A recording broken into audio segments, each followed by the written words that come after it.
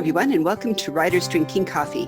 This is a podcast based on writers sitting around, drinking stuff, and talking about writing, publishing, and the whole creative process.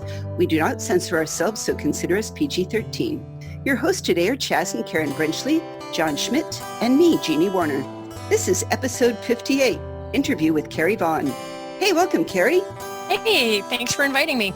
Well, for anybody who's living under a rock or new to urban paranormal fiction or fantasy or sci-fi, Carrie is the New York Times bestselling author and wrote the amazing Kitty Norval series.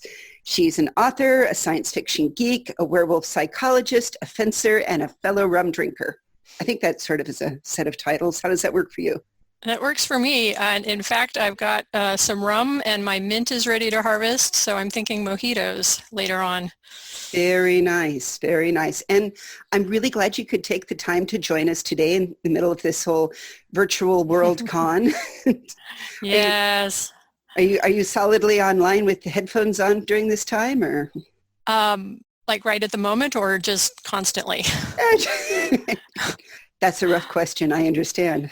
Yeah, all of my conventions have gone virtual for the rest of the year, so I haven't been doing too much, but I think I will do more and more. Yeah, as you said, WorldCon is next week, and they've been doing lots of training and practicing, so hopefully that will go smoothly. As I was telling someone, you know, it's either this or nothing at all, and I think I would rather have the headphones on and the headset and the virtual screen than have nothing at all, so yeah. I was going to say, I stopped and cheered, and I think I texted you the first time I saw one of your kitty books, Kitty in the Midnight Hour, in Safeway, because it was like, talk about your winning. What makes a New York Times bestselling author? How do they decide that? Well, Black magic? That not quite, and I'm going to talk about it a little bit from a bookseller's perspective. I worked in a bookstore, an independent bookstore in Colorado Springs in the mid-90s, which was an eon ago in current publishing terms. Everything has changed since then, but a lot of it is luck. You know, there's sort of this sense that the bestsellers are manufactured, but there's a lot of unpredictability that goes into it. Yeah, in some ways the publishers can decide what their big book is going to be and then make it happen. And the other thing I want to say is that there's a really big difference between like the top 5 best-selling books at any given moment and then like 15 through 20. You know, the highest I ever made it on the list was number 13, which is very, very different from number 1. It's kind of a whole other world. So even within the range of New York Times bestselling author, there's kind of a huge range of descriptions in there and a huge, vast difference in sales numbers. Yeah. So in some respects, it's like, and they've changed how they do the list than they did it from when I was on there, which was quite a while ago now. I sort of hate to do the math on it, but it's been more than yesterday. A decade. Yesterday. Oh, sure, it was yesterday, yeah. But like I don't think they have the mass market paperback list anymore, because mass market paperbacks just aren't the thing that they used to be. But like being number 13 on the mass market paperback list is very different from being like number 4 on the hardcover nonfiction list. So I can tell you how it happened in my case, and Absolutely. Which is a pretty good guide for like your commercial, commercial fiction, which is sort of the category that the Kitty series falls into. And part of that was urban fantasy got really, really big at almost the exact moment that the Kitty series started, which was 2005 was when that first book came out. And that was pure luck, like to the point where when I was shopping the manuscript around, like a year and a half before the book actually came out, I had an agent who said he wouldn't know how to sell it, so he was going to turn it down, even though he liked the book. And within a year, everything had changed, and publishers were actively seeking out that kind of thing because that kind of story had suddenly gotten very popular. So when Grand Central Publishing, which was still Warner Books at the time, this is how long ago that was, bought the rights to Kitty in the Midnight Hour, they bought it with the intention of making it just one of their standard science fiction and fantasy releases, which means it had a very standard first novel advance of $7,500. Which, given that that book has gone on to sell a couple 100,000 copies, is like really astonishing. Like it was not meant to be a big, when they bought the book, it was just going to be another one of their science fiction and fantasy titles. Something really weird happened. And between the time that they bought the manuscript and they released it, they had made it their second lead title for the month. And this is the bookseller thing. They issue a catalog every month for the books that they're going to release that month. They have a lead title, which is usually their biggest, like your James Pattersons, your Stephen Kings, your Danielle Steeles, your really big sellers that everybody knows. Then there's going to be a second lead title, and that's often like the paperback release of a book that was big in hardcover the year before or whatever. And then they've got all their different genres, like their big mystery release and their big science fiction release or whatever. So they bumped Kitty in the Midnight Hour up to being the second lead title of the month overall, not just in science fiction and fantasy. And I think the first lead title for that month was like Nelson DeMille. So, that suddenly things got very huge, and they bumped up the print run massively. They gave away the ARC at San Diego Comic-Con. Yeah, that's a good place. This was all really mind-blowing, and this was nothing I could have predicted, and it all happened because urban fantasy got really big really fast, and they realized they had an urban fantasy title and they could jump on that bandwagon. And so they pushed that book really hard in a way that they had not intended on doing when they bought it. Yeah. I was going to say, when you were first thinking up the Kitty concept, was it a short story first, or was it a novel first, or did you think to yourself, I have a 14-book series in me here? This is... I'm not a fan of series in general, so that the last thing I thought I was going to do was write a 14-book series. So yeah, I was joking recently at a workshop I was kind of guest lecturing at, that nothing in my career has gone the way I planned it. It did start out as a short story. I got the idea for Kitty in the Midnight Hour. I got the idea of a werewolf talk radio host giving advice to lovelorn vampires on the air. That was the idea, and I thought it was so goofy and silly that I wrote a short story first, and it appeared in Weird Tales. I think it was the third short story I ever sold. It was the story was called Dr. Kitty Solves All Your Love Problems. It appeared in Weird Tales in 2001. Gene Wolfe sent the magazine fan mail asking for a sequel. Well, there's a nice copy of. Yeah, it's like, okay, when Gene Wolfe asks for a sequel, you write him a sequel. Like, that's a no-brainer. So at that point, I had a lot more ideas, and this silly, goofy idea that I had suddenly got really big. And I wrote a couple more short stories that appeared in Weird Tales. It took a little while to get the novel idea, but once I did that, I had a novel. Yeah. Now, you told me once that Kitty wasn't even the first novel you'd written. Oh, heck no. No, I had 3 other novels that I tried to sell that did not sell. And this is part of the story too. My trunk novels, those early novels that I wrote were all kind of traditional fantasy because I liked it. And traditional fantasy is a perennial seller. It's always going to be popular in one form or another. So that's what I wrote, and none of those sold. Looking back, if I had been a little more persistent, they might have sold. But the thing is each one I wrote was so much better than the one before it that I abandoned the earlier ones pretty quick, and just kept writing new books that just kept getting better. But the sort of end result of that is I didn't think Kitty in the Midnight Hour would sell either, because urban fantasy wasn't super popular yet, and none of my other novels had sold. Why would this one sell? So it was just kind of like throwing it against the wall, submitting it just to see what would happen, and it sold. To my shock, and that's when I figured out that Kim Harrison's series had started right about the same time. Kelly Armstrong's series had started right about the same time. My own personal theory is this is right around when Buffy the Vampire Slayer went off the air.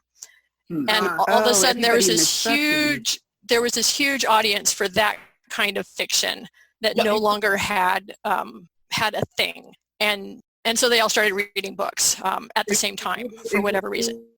I have no solid data for that, but that's sort of my impression about what was going on there at the time. Start again, Buffy. I was going to say, Carrie, Chaz was trying to say something, but it metallically cut him out. What was your question there? I'm sorry.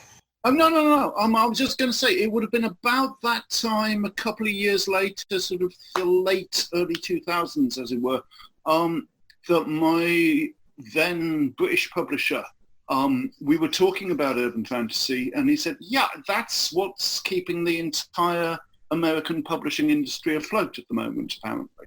Oh, it was massive, yeah. Absolutely. Yeah, massive to the point where, I sold the book. It was a 2-book contract. They wanted a sequel. You always say yes. And fortunately, I had the idea for the sequel, so that was, pretty easy, to get that going. And then I went to Worldcon that year and went to the dealer's room to kind of check out what else was going on. And it seemed like everything was urban fantasy. I found out about Charlene Harris right around there, L.A. Banks. Her series was starting or was going pretty well right around there. So Mike's like, oh, the market's totally saturated with this kind of thing. My book's going to sink like a stone.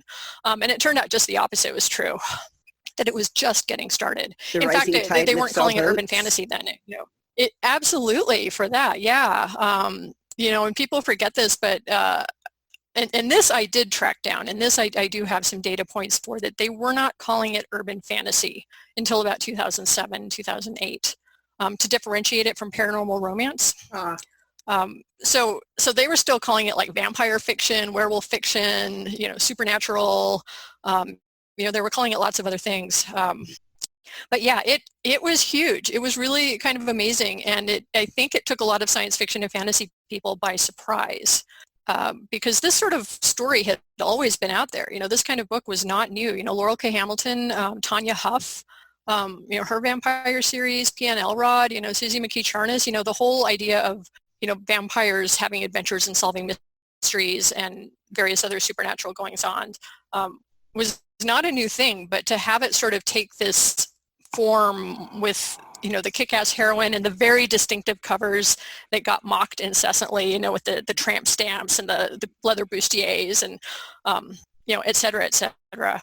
But yeah, I spent a lot of time kind of trying to explain to other science fiction and fantasy people what was going on there, because it was kind of a shock to a lot of people. You also lucked in with a second set in a slightly different, fantasy in its own way. Your golden age happened as they were making a Marvel movie. Coincidence? Mm-hmm. Well, I have a sort of theory. Well, okay. Once again, none of these questions are easy for me, because they all have this there's a massive story going on. And of course, I have like all of these details that are going on in my head that probably aren't even relevant. I'm using hindsight and saying, okay, you're after the Golden Age came out when, and Marvel's Avengers came out 1 year later, and it's about 2011 and stuff like that. I think, right? I'd have to look up the exact date, but I had to fight a little bit to start publishing other books besides Kitty, and I eventually left my original publisher because their non-compete was getting draconian enough that they really didn't want me writing anything other than Kitty books. So I left and I'm sorry, wait a second. That they would use your non-compete against your own writing? Yeah. Yep. That's what it's for. It stops you writing anything else, basically. Yeah, they wanted, it was a matter of branding. They wanted Carrie Vaughn to mean Kitty and nothing else. Whereas I wanted Carrie Vaughn to mean, hey, she writes really awesome books, and I knew that urban fantasy couldn't last forever, and I wasn't going to be writing Kitty books forever.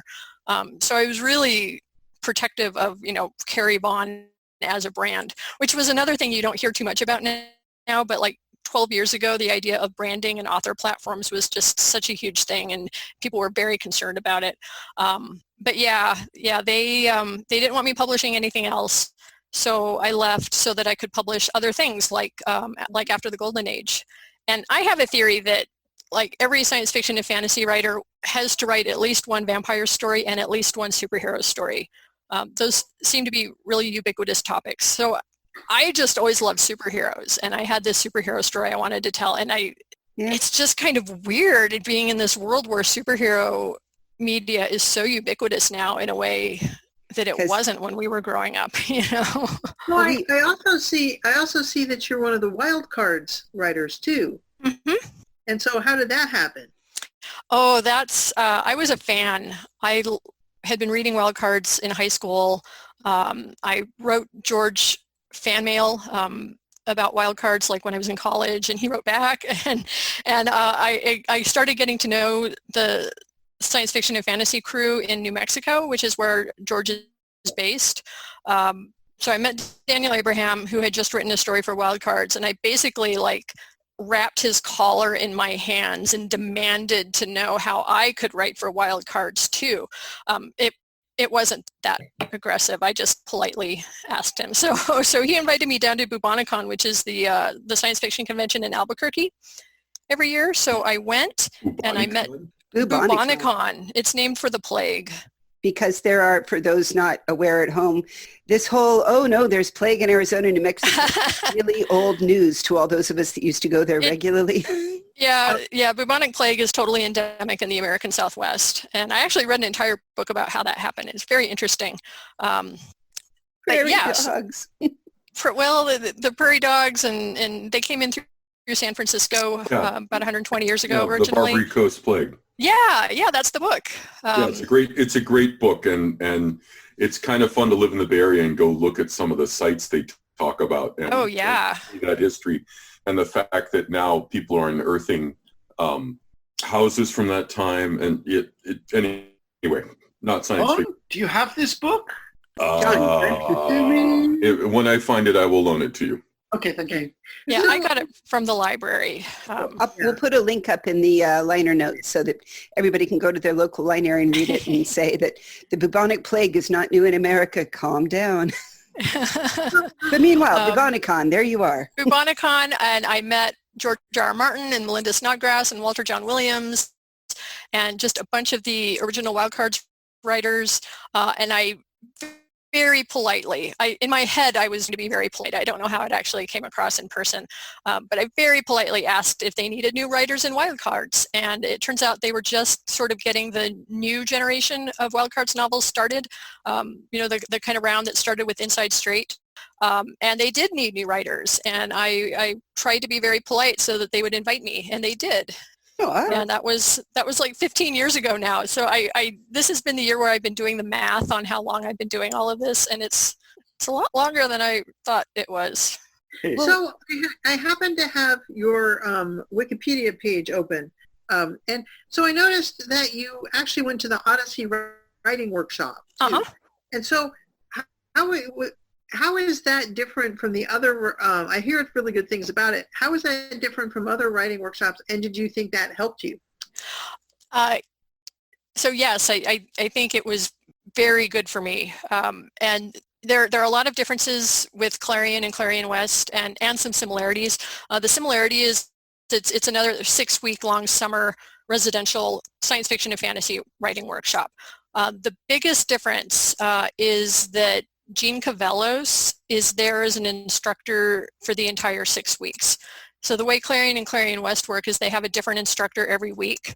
And Odyssey brings in guest lecturers and guest instructors who are, well-known authors and big names in publishing and that kind of thing. But Jean is there with kind of a more standard curriculum.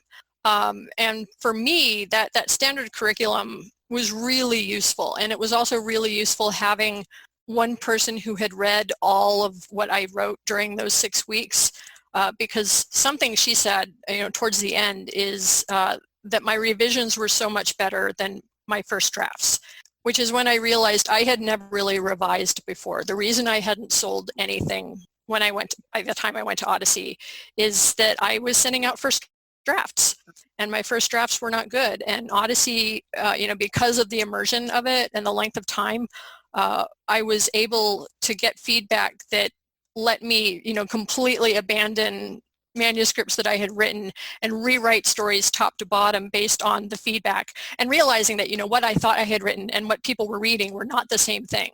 And I had to take into account what people were actually reading on the page. And so learning to see my own work through other eyes and then to revise the hell out of it. And I made my first pro sale less than a year later. So I give Jean a lot of credit because she's got a really good eye for spotting the things that help people, make that jump from struggling to actually published. Cool. I was going to say, I really loved when we sat down once and talked that you planned your career in a lot of ways. we have talked to other people in the past, like on this podcast, have saying, know your KPIs, started getting published and then go for professional rates and then go, what were yours? What was when did you figure out, all right, I'm ready to abandon my day job? So I always wanted to make a living writing. I always wanted to be a writer. I thought maybe I would find something else like in college, but I never found anything else.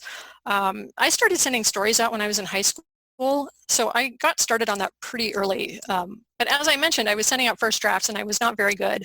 So it took a long time to break in. I worked a lot of day jobs, and there's no shame in day jobs like the hourly. I realized recently I've never had like a salaried job, and that was kind of a weird realization. So for myself, I didn't quit my day job until like the third Kitty book came out. And, for myself, I needed to have a certain amount of money in the bank, but I also needed to have contracts. I needed to have a contract in hand that was going to pay me money, a couple of years out. And for me, those were the benchmarks that meant that I could quit my day job, once I had a kind of a financial cushion there. That makes sense. Yeah. You were talking about the different publishers that you changed. Have you had the same agent the whole time, or do you have multiple agents? How do you get input? Tell us about the agent relationship. I've had multiple agents, yeah. Like I said, I've been doing the math on this, and it turns out I've been doing this a long time. So this is kind of a sad story that my first agent was Dan Hooker, and he's the one who sold Kitty and the Midnight Hour for me. And unfortunately, he passed away about a month after the book came out. And so that's how I lost my first agent, and I'm still sad about that because I wish he had been there to see, just how well Kitty did, because I think he would have been very pleased.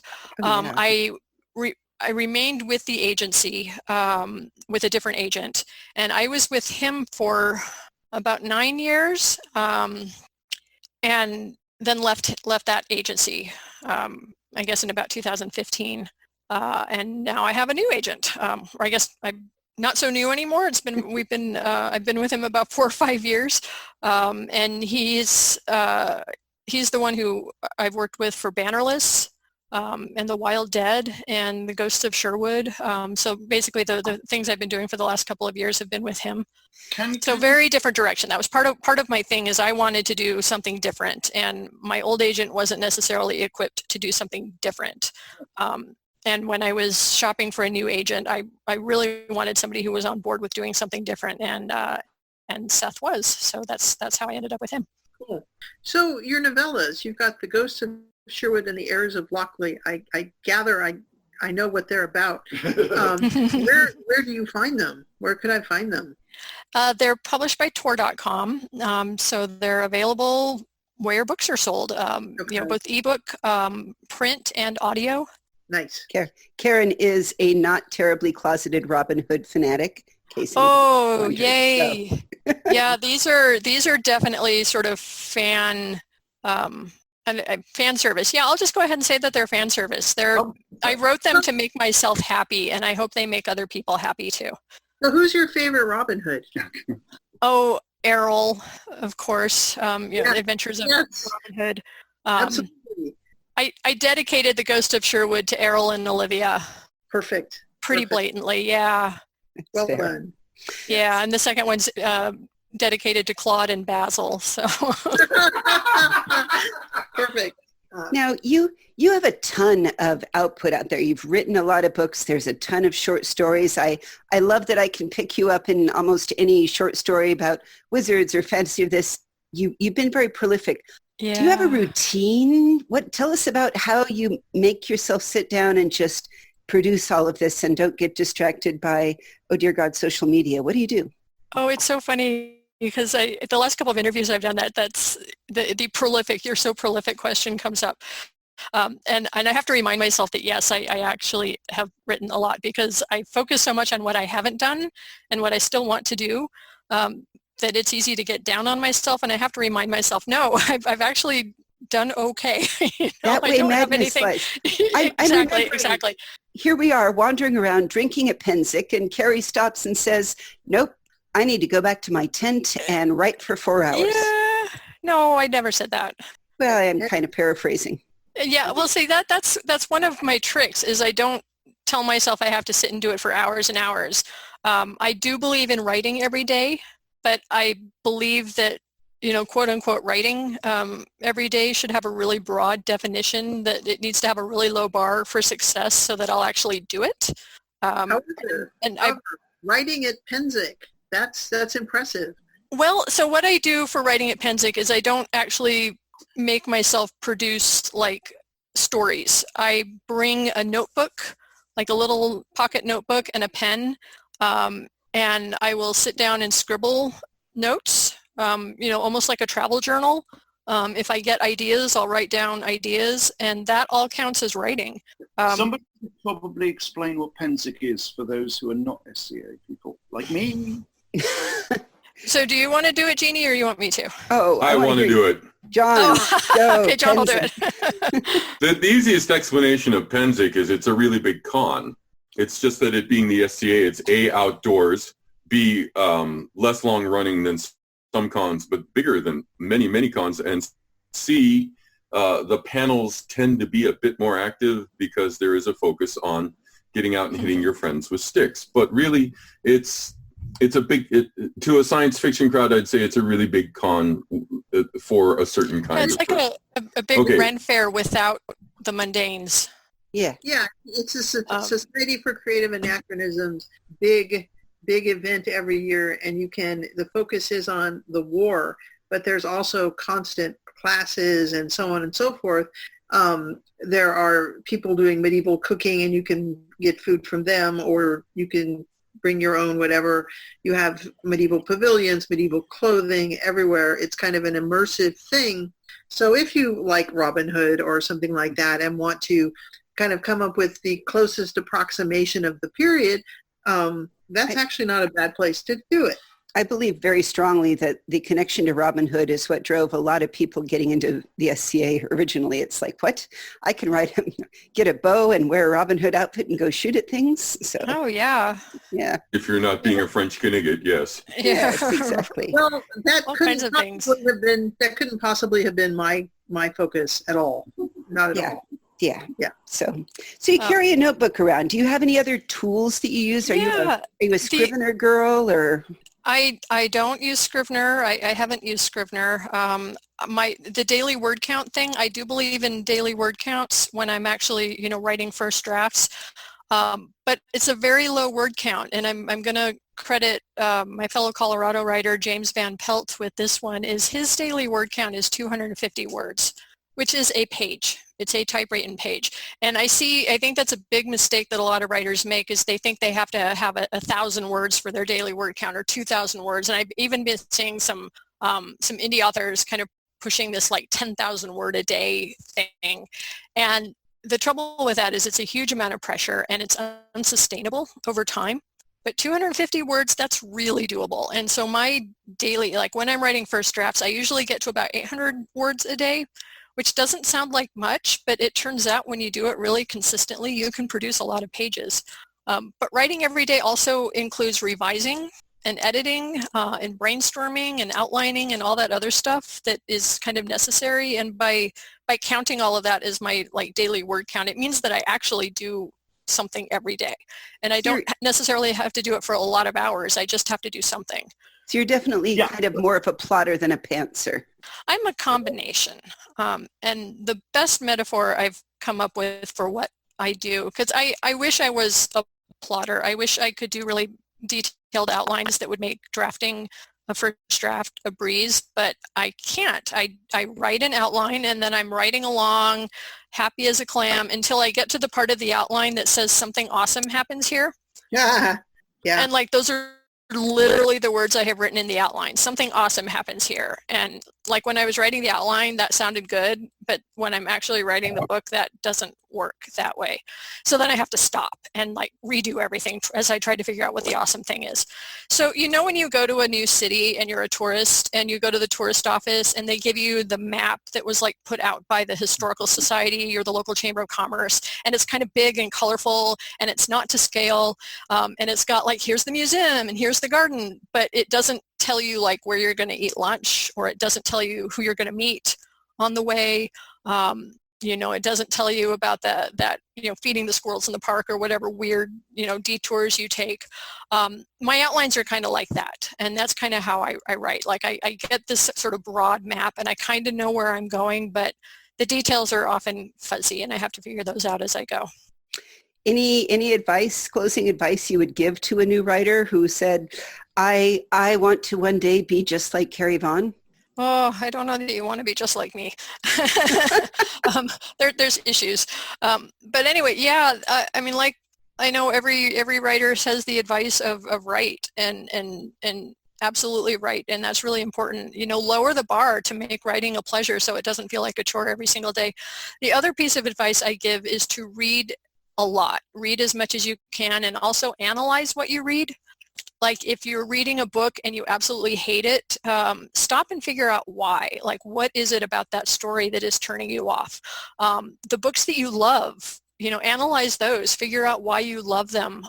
Start really kind of picking apart what makes good stories, what makes great stories, what makes you really get excited, what makes you not able to put books down, and analyze those. Become a really active consumer of media because you will learn so much that you can then apply to your own writing. That is awesome. All right, we are going to put links to Carrie's stories and websites and the other things mentioned on our website, which is www.writersdrinkingcoffee.com. You can also find us on Facebook or Twitter. We answer email. Carrie, would you be willing, if somebody wanted to write you a question, we will send it to you and answer? Yeah. Fantastic. Yeah, I can do that. You've been listening to Writers Drinking Coffee, which is a labor of love and enthusiasm put together by the hosts. Our main web support magic is brought to you by Deirdre McGaffey-Schween, and our sound engineer and backup web spider is David Welsh. Our intro music is Pretty Maid Milking a Cow, and our exit music is Breakfast with a Morning Person, both by Michael Ingberg. You can hear more from Michael Ingberg on manyhatsmusic.com. Our podcast sponsor is always Jackal Designs, who enables you all to buy cool WDC swag via t-shirts and anything else. And hey, thanks for listening.